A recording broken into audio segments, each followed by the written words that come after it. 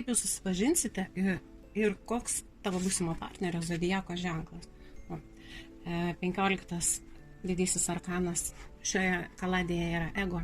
Tai reiškia, gali būti susitikimas nelabai lengvom aplinkybėm, tai gali būti kažkokia įtempta situacija, tai gali būti dienos, kai atrodo viskas krenta iš rankų, nesiseka ir nežinai, ką daryti.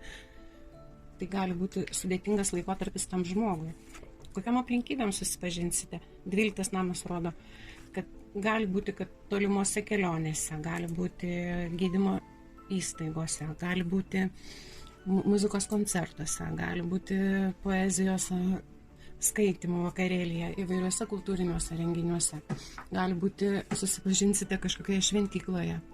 Tai tikrai turėtų būti labai graži ir paslaptinga pažintis. O dabar pažiūrėkime, koks jis bus.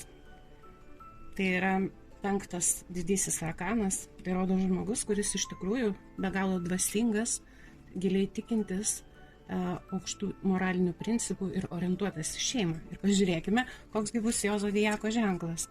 Tai bus Skorpionas. Taip, Skorpionas moka mylėti. Jis pasineria į meilę iki pat gelmių.